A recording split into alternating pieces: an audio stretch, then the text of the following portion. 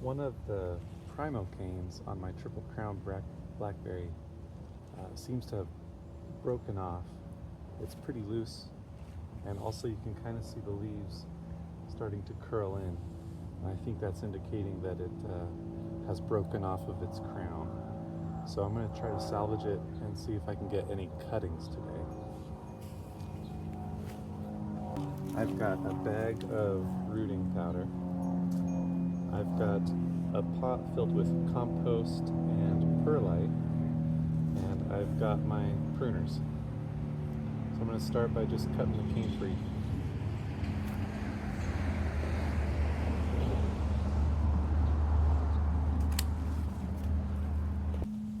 Alright, I've got the cane and I'm going to cut off the top section. It's just too new, too frail. I don't think I'll get much success with it.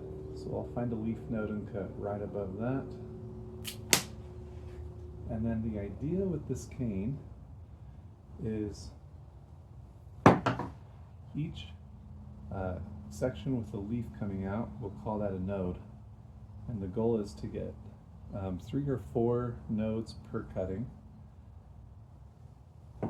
So I will start at the top and work my way down. So there's 1, 2, 3, 4, cut there. And I'm going to cut the bottom at a 45-degree angle. And I'll cut the top flat. 1, 2, 3, 4, another 45-degree angle. Cut the top flat. So now that I've got the cuttings, I'll take this one as an example. The flat part is going to represent the upside. The angled cut will represent what will go into the soil. So, first of all, this is too much vegetation. It's going to just whip the water away from the stem. So what I could do is cut off a lot of the vegetation. So I'll take everything except for maybe 2 leaves from this cutting, just like that. And then everything going into the soil, I'll just snip completely off. Okay, so there's a cutting. I'm going to take my pruners and I'm going to scarify some of the tissue down here. Just kind of scraping off that outer layer, and then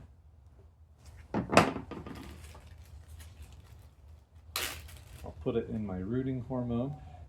These come in a bottle. You don't want to put it right in the bottle because of contamination. So I poured this out in a bag, and I'm going to just kind of get that lower section covered with the rooting hormone,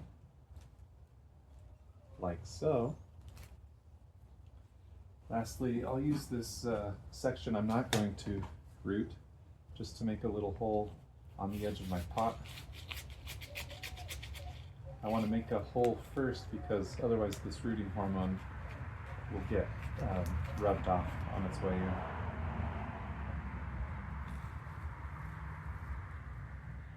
Okay.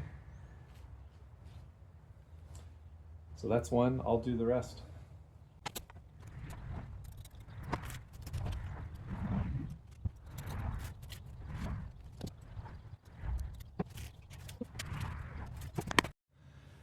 Here's what the pot looks like now. I've got 4 cuttings in there. All of them have been stripped down to 2 leaves. They've got rooting hormones on them, and they've been through so much stress. My job right now is to keep the humidity high. I want to keep the potting mix moist, and I want to keep as little moisture coming out of the leaves as possible. So what you can do is actually grab a grocery bag or something like that and tie it around the rim so that these leaves are under the bag and the moisture will stay in. In addition, I'm going to keep this in a cool and even temperatured place, so I'll probably bring them inside.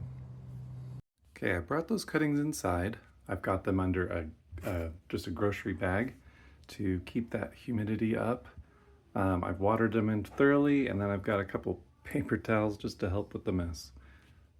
Since I took blackberry cuttings this morning, I figured I might as well do the tip layering. So tip layering is going to be a lot more reliable than taking cuttings. We're basically going to take the end of a cane, of a primocane, and put it into a pot of soil. So I've got 4 pots of soil, mixed in a lot of perlite. I've got 4 strands of twine, 2 to 3 feet long, just to tie those canes in place. And I'll get the layering done, and over the next month and a half, they will develop roots.